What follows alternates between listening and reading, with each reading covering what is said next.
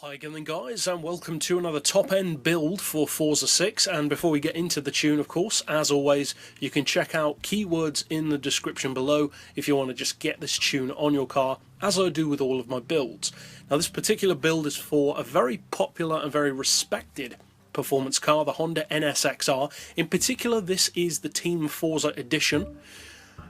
I believe it was, if I remember correctly anyway, but it should work exactly the same on the normal NSX-R as well. Now, as far as the build, I would of course recommend doing some conversions, as always. I would definitely recommend all-wheel drive for launch off the line. As far as the engine swap, you can go for the V8, or you can go for the V10.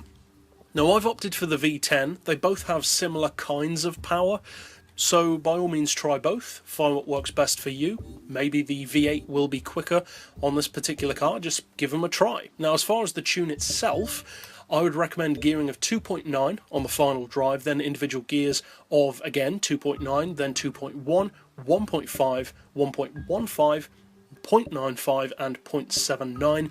Then for the rest, as usual, there's plenty of room for variation. So neutral camber, neutral toe. Personally, I like a high caster angle, as I've mentioned numerous times in these tunes. I've rounded off the anti-roll to 20 and 15. The springs to 740 and 800. I would recommend changing the ride height to 4.3 on the front, 3.3 on the rear, as that does improve its performance.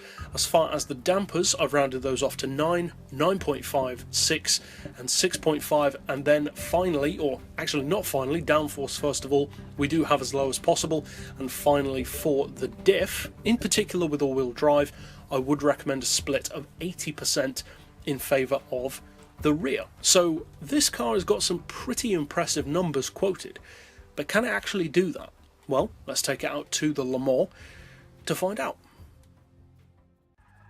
Now, one of the things that you need to bear in mind about the NSX is that, of course, being a track car, first and foremost, that's what it's known for, it's not the kind of vehicle which would typically have to cope with 900 horsepower. So when you put 900 horsepower into a car like this, it won't necessarily still drive as incredibly well as it would normally. And that's definitely the case with this NSX-R. The handling is much trickier than it would usually be, but given the power, you can't really blame the car for that.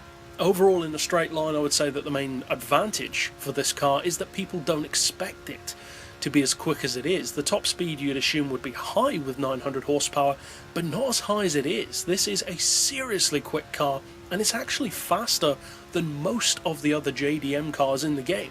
So if you're looking for incredible speed and value for the money, you should definitely give this car a check. And so if you would like to check out other builds like this, and for various other cars as well on the channel in the future, be sure to slap subscribe for that down below, or check out the playlist.